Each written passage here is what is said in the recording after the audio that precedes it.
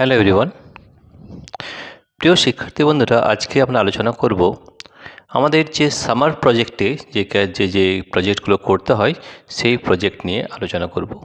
তোমরা জানো যে সামার প্রজেক্টে আমাদের 6টি প্রকল্প রয়েছে। সেই 6টি প্রকল্পের ওপরে যে কোনো একটি প্রকল্পের মধ্যে তোমাকে একটা প্রজেক্ট বানাতে হবে। আমাদের কতগুলো প্রকল্প রয়েছে বা প্রজেক্ট রয়েছে? প্রজেক্ট রয়েছে 6টি। প্রথম যে প্রজেক্ট বা প্রকল্প 1 সেটা হচ্ছে ক্ষেত্র সমীক্ষা, আমাদের 1 নম্বর প্রকল্প। 2 নম্বর প্রকল্প রয়েছে প্রকৃতি পাঠ। 3 নম্বর প্রকল্প রয়েছে বিষয় সমীক্ষণ। প্রকল্প 4 হচ্ছে সৃষ্টিশীল রচনা এবং প্রকল্প 5 হচ্ছে মডেল নির্মাণ। প্রকল্প 6 শিখন সামগ্রীর সাহায্যে মূল্যায়ন।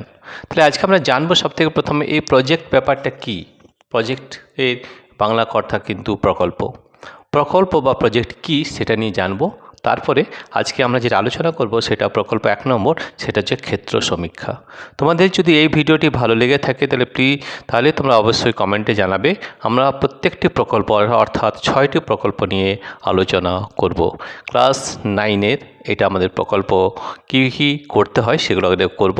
তারপরে ক্লাস 10-এর যে প্রকল্প রয়েছে সেগুলোও কিন্তু আমরা করে দেখাবো। তাহলে সবথেকে প্রথমে প্রকল্প হচ্ছে ক্ষেত্র সমীক্ষা। তার আগে আমাদের জানতে হবে প্রকল্প বা প্রজেক্ট কি। তাহলে দেখে নাও, প্রকল্প বা প্রজেক্ট বলতে আমরা কি বুঝি সেটা আগে প্রথমে আলোচনা করে নিই। তো দেখো, প্রজেক্ট বা প্রকল্প কি সেটা আলোচনা করার পরে আমরা যাব যে প্রকল্প কিভাবে করতে হয়, প্রজেক্টটা কিভাবে বানাতে হয়, কি তার কথা থাকে। প্রকল্প প্রাসঙ্গিক কিছু কথন। প্রকল্প বা প্রজেক্ট কি?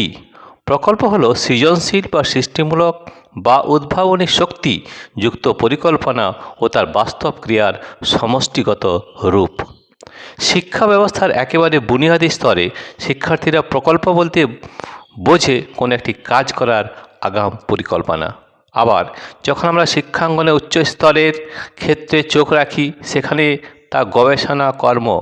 এটি একটি সম্পূর্ণ নতুন তথা যা এর আগে কেউ করেনি স্বতন্ত্র বা মৌলিক সৃজনশীল কর্মকাণ্ড। এই কর্মকাণ্ডের মধ্যে থাকে ছবি, গ্রাফ, মডেল, সঠিক অনুবাদ, প্রতিবেদন, গল্প লিখন, সাক্ষাৎকার গ্রহণ, চিত্রনাট্য সৃজন, গল্পের নাট্যরূপ প্রদর্শন, ক্ষেত্র সমীক্ষা নির্মাণ, প্রকৃতি পাঠ, বিষয় সমীক্ষণ, সৃষ্টিশীল রচনা, মডেল নির্মাণ, শিখন সামগ্রীর সহায়তা নিয়ে মূল্যায়নে অংশগ্রহণকারী ইত্যাদি নানা বিষয়। বিভিন্ন শ্রেণী অনুযায়ী এই প্রজেক্ট ওয়ার্কের বিভিন্ন পাঠ্যসূচি নির্ধারিত হয়। এতদিন পর্যন্ত এই প্রজেক্ট পরিকল্পনা বিজ্ঞান বা ভূগোল বিষয়ভিত্তিক ছিল, এখন তা সমস্ত বিষয়ে প্রযুক্ত। যাই হোক, পশ্চিমবঙ্গ মধ্যশিক্ষা পর্ষদ 10ম শ্রেণীর জন্য যে 6টি পরিকল্পনার পাঠ্যসূচি নির্ধারিত করেছে তার মধ্যে থেকে যে কোনো তিনটি সময়ে করতে হবে। কিন্তু মনে রাখতে হবে, সৃজনশীলতা অর্থাৎ একা একা করবার ইচ্ছা জাগরণ, সক্রিয়তা তথা নিজস্ব ভাবনা চিন্তার প্রতিফলন, গ্রহণযোগ্যতা অর্থাৎ শ্রেণী অনুযায়ী সকলের গ্রহণযোগ্যতা, একনিষ্ঠতা তথা পরিশ্রম সাধ্য এই কাজে ফাঁকি না দেওয়া ইত্যাদি বিষয় যেন স্পষ্টভাবে মান্য করার ক্ষেত্রে কোনো ফাঁক না থাকে। তাহলে এই যে প্রকল্প আমরা দেখলাম, এই প্রকল্পের মধ্যে আমাদের 6টি প্রকল্প কিন্তু রয়েছে ক্লাস 9 বা ক্লাস 9-এর জন্যে। আমাদের কী কী প্রকল্প রয়েছে সেটা একটু জেনে নিই। এবং এই প্রকল্পের মধ্যে সবথেকে আগে আমরা করব প্রকল্প নাম্বার 1। আমাদের প্রকল্পের মধ্যে কী কী রয়েছে সেটা আগে আপনার জেনে নিই। প্রকল্প সহায়ক বা প্রজেক্ট গাইড। প্রকল্প আমাদের 6টি প্রকল্প রয়েছে।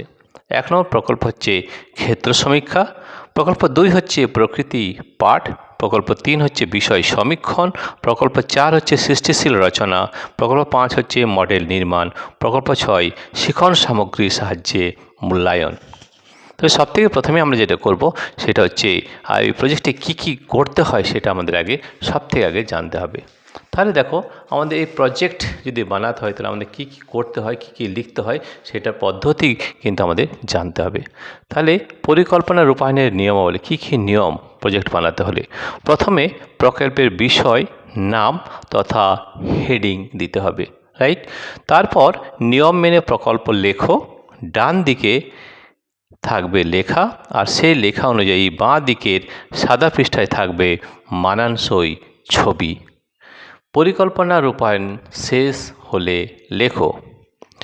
প্রকল্প রূপায়ণ পদ্ধতি। তাহলে এই প্রকল্প রূপায়ণ পদ্ধতিতে আমাদের কী কী লিখতে হয় সেটা কিন্তু আমাদের জানতে হবে। সবথেকে প্রথম যেটা লিখতে হয় সেটা হচ্ছে ভূমিকা বা ইন্ট্রোডাকশন। পদ্ধতিগত দিক, মেথোডোলজি আন্ডারটেকন। ঠিক আছে।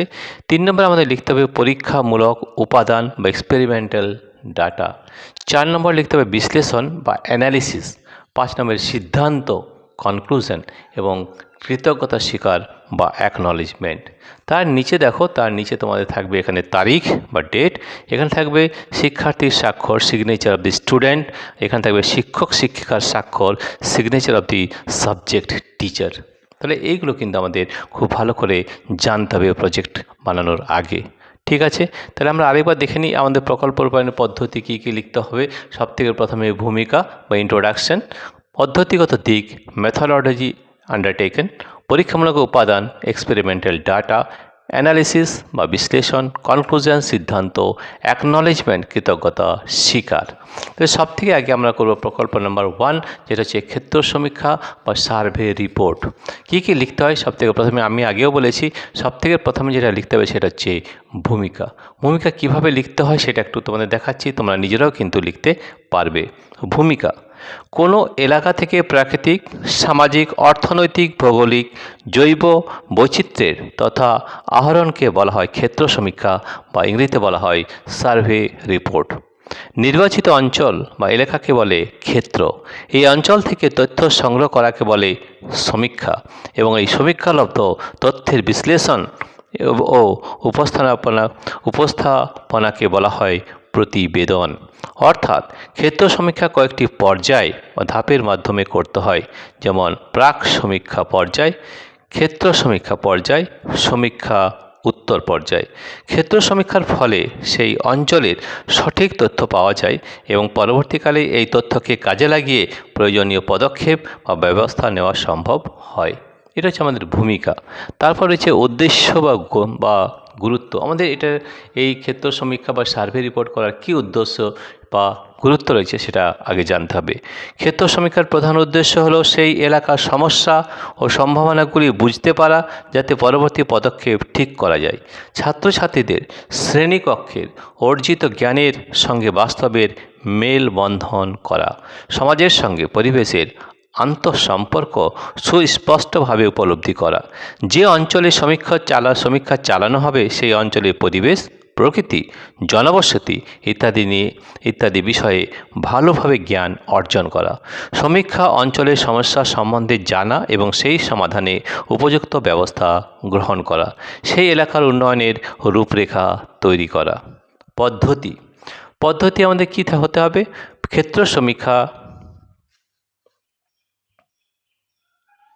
ক্ষেত্র সমীক্ষা করার জন্য প্রথমে বিষয় নির্বাচন করে নিতে হবে, অর্থাৎ যে বিষয়ে সমীক্ষা করতে হবে সেই বিষয় শিক্ষার্থী ঠিক করবে। এর পরবর্তী পর্যায় হলো ক্ষেত্র বা স্থান নির্বাচন। এরপর সমীক্ষার জন্য প্রয়োজনীয় যন্ত্রপাতি, তথ্য সংগ্রহের জন্য উপযুক্ত প্রশ্নাবলী রূপায়ণ করতে হবে। যে অঞ্চলে সমীক্ষা করতে হবে তার মানচিত্র সম্বন্ধে সমীক্ষককে ওয়াকিবহাল থাকতে হবে। সবশেষে সঠিক তথ্য সংগ্রহ করে নিতে হবে। ঠিক আছে। এবার দেখো, এখানে আমরা একটা সার্ভে রিপোর্ট করে দেখিয়েছি যে ক্ষেত্র সমীক্ষা কীভাবে লিখতে হয়, কীভাবে বিষয় নির্বাচন করতে হয় সেটা আমরা এখানে করে দেখাচ্ছি। তাহলে দেখো, এখানে খুব সুন্দরভাবে আমরা করে দেখাচ্ছি সার্ভে রিপোর্ট বা ক্ষেত্র সমীক্ষা কীভাবে লিখতে হয়। তাহলে প্রকল্প 1 নম্বর প্রকল্প বা প্রজেক্ট নাম্বার 1 এখানে আমরা আলোচনা করলাম। আমাদের বিষয় নেওয়া হয়েছে যথেচ্ছ জ্বালানি তেল ব্যবহার ও তার ক্ষতিকর প্রভাব। বিষয় নিয়েছি আমরা যথেচ্ছ জ্বালানি তেল ব্যবহার ও তার ক্ষতিকর প্রভাব। তোমরা আরও অন্য বিষয় কিন্তু নিতে পারো। প্রথমে আমাদের কী লিখতে হয়? ভূমিকা। আজকের সভ্যতার অগ্রগতির প্রধান উপাদান তরল জ্বালানি, যা আমরা জ্বালানি তেল বলেই জানি। এই জ্বালানি তেল ছাড়া আজকের সভ্যতা একদম অচল। যদিও আজকের দিনে বিভিন্ন বিধিনিষেধ তৈরি হয়েছে, তবুও উপযুক্ত নজরদারির অভাবে অপরিমিতভাবে জ্বালানি তেল দাহ্য হচ্ছে প্রতিটি মুহূর্তে। আমরা নিজেদের অজ্ঞাতেই যতটুকু দূষণ কম হওয়ার দরকার ছিল তার থেকে অনেক বেশি দূষণ করে চলেছি। তাই এই সমীক্ষাটি থেকে প্রতিদিনের জ্বালানি তেলের দূষণ মাত্রা আমরা জানব এবং আমাদের গ্রামের সমস্ত মানুষকে এই দূষণ সম্বন্ধে সতর্ক করব।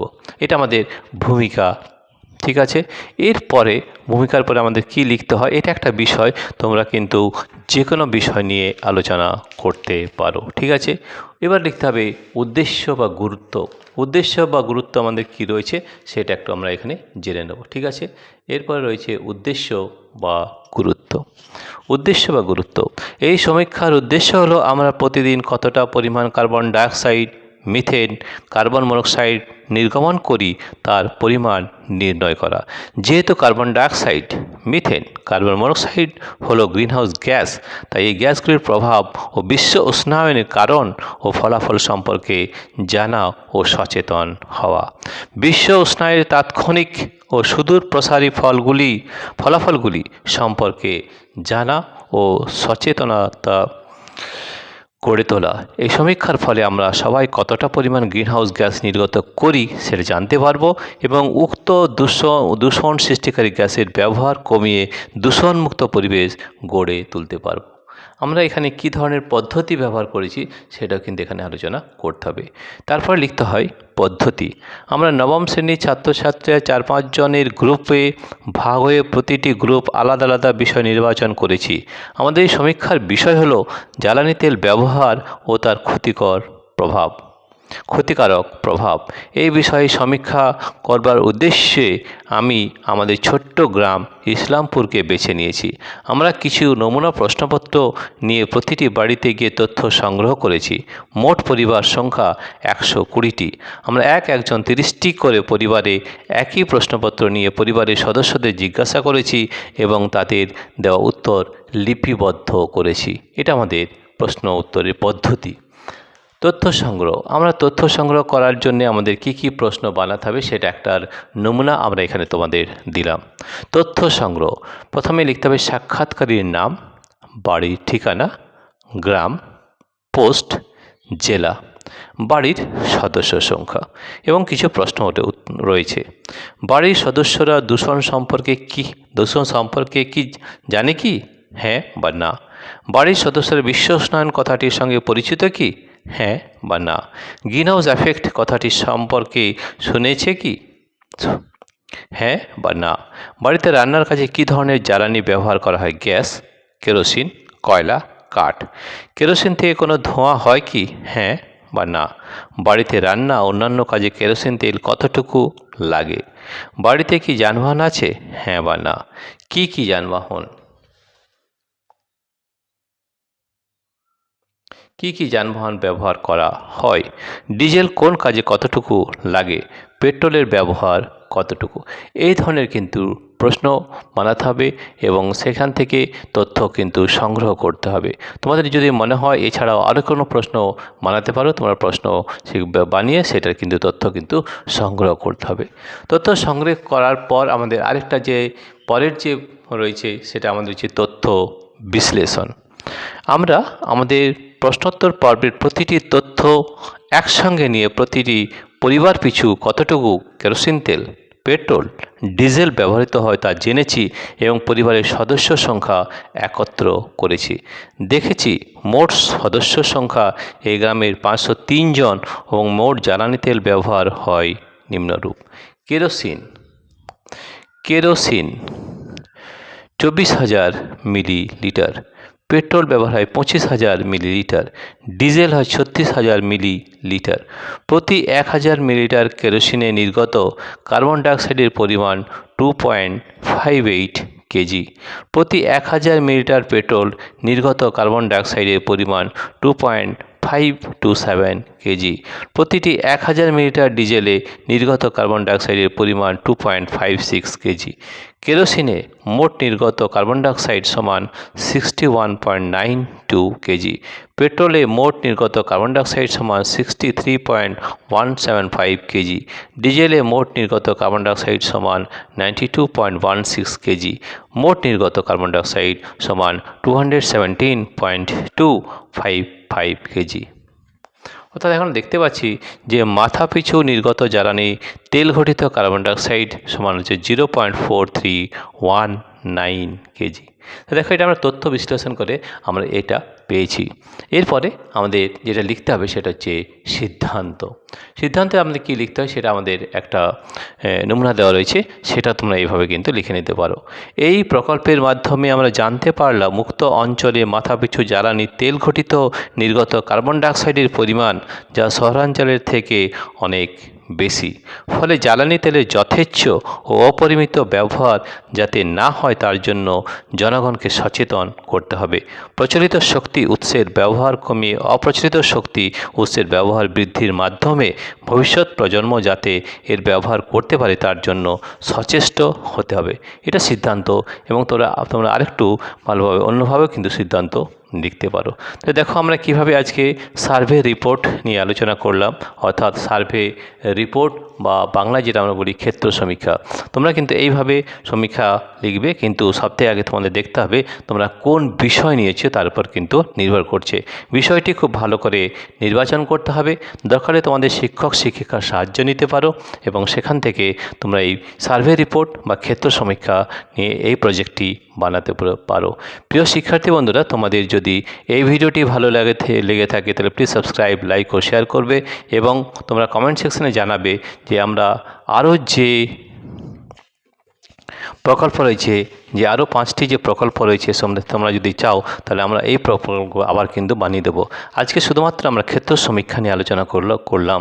তোমরা যদি কমেন্টে লেখো তাহলে আমরা প্রকৃতি পাঠ, বিষয় সমীক্ষণ, সৃষ্টিশীল রচনা, মডেল নির্মাণ, শিখন সামগ্রীর সাহায্যে মূল্যায়ন সবগুলো কিন্তু আলোচনা করব। প্রিয় শিক্ষার্থী বন্ধুরা, তোমাদের যদি এই ভিডিওটি ভালো লেগে থাকে তাহলে প্লিজ সাবস্ক্রাইব, লাইক ও শেয়ার করবে। Thank you everybody for watching this video. তোমরা আমাদের যে অ্যাপ রয়েছে সেই অ্যাপ যদি ডাউনলোড করতে চাও তাহলে এই ভিডিওর ডেসক্রিপশনে অ্যাপ লিঙ্ক দেওয়া রয়েছে, সেই অ্যাপ লিঙ্ক ট্যাপ করলেই আমাদের অ্যাপটি পাই এডুকেশন অ্যাপটি ডাউনলোড হয়ে যাবে, এবং ওই অ্যাপের মাধ্যমে আমাদের এই সব প্রজেক্টগুলো কিন্তু করে দেওয়া রয়েছে। তোমরা আমাদের অ্যাপ অবশ্যই ডাউনলোড করো, এবং এই অ্যাপের মাধ্যমে পাই এডুকেশন এটা কোথায় পাবে, এই ভিডিওর ডেসক্রিপশনে অ্যাপ লিঙ্ক দেওয়া রয়েছে, সেটি ট্যাপ করলেই আমাদের যে অ্যাপ পাই এডুকেশন সেটি ডাউনলোড হয়ে যাবে, এবং সেখানে এই যে আমাদের প্রজেক্ট রয়েছে সব প্রজেক্টগুলি কিন্তু করা আছে, তোমরা ওখান থেকে সবগুলো দেখে নিতে পারো। এবং যদি তোমরা কমেন্ট সেকশনে জানাও যে এই প্রকৃতি পাঠ, বিষয় সমীক্ষণ, সৃষ্টিশীল রচনা, মডেল নির্মাণ বা বিষয় সামগ্রীর সাহায্যে মূল্যায়ন এই প্রজেক্টগুলো বানিয়ে দিতে, তাহলে কিন্তু আমরা আবার এই ইউটিউবের মাধ্যমে এই প্রজেক্টগুলো আবার বানিয়ে দেবো। প্রিয় শিক্ষার্থী বন্ধুরা, তোমাদের যদি এই ভিডিওটি ভালো লেগে থাকে তাহলে প্লিজ সাবস্ক্রাইব, লাইক ও শেয়ার অবশ্যই করবে। Thank you everybody for watching this video.